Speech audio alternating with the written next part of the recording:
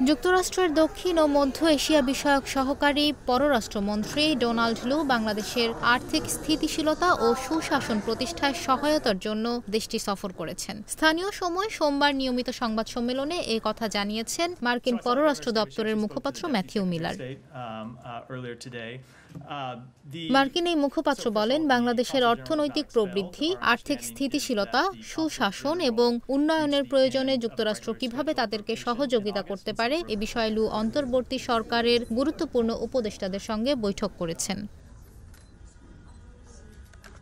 তিনি সেখানে একজন মার্কিন সহায়তাকারী প্রতিনিধি হিসেবে উপস্থিত ছিলেন। বাংলাদেশের জনগণের জন্য উজ্জ্বল ও সমৃদ্ধশালী ভবিষ্যৎ গড়তে এবং সেখানে সুশাসন ও বাণিজ্য প্রসারিত করতে $20 কোটি একটি চুক্তিতে স্বাক্ষর করেছে যুক্তরাষ্ট্র।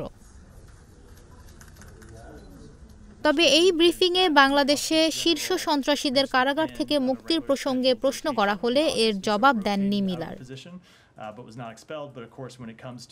ব্রিফিংয়ে বাংলাদেশে আল কায়দা অনুপ্রাণিত জঙ্গি সংগঠনের প্রধান মুফতি জসিমউদ্দিন রহমানি, হারকাতুল জিহাদ এবং হিজবুত তাহরির অন্যান্য নেতাদের পাশাপাশি ইন্টারপোলের ওয়ান্টেড লিস্টে থাকা সন্ত্রাসী সুইডেন আসলামের মুক্তির বিষয়ে প্রশ্ন করা হয়েছিল। প্রশ্নের জবাবে মিলার জানান, এ বিষয়ে তিনি পরে উত্তর দেবেন।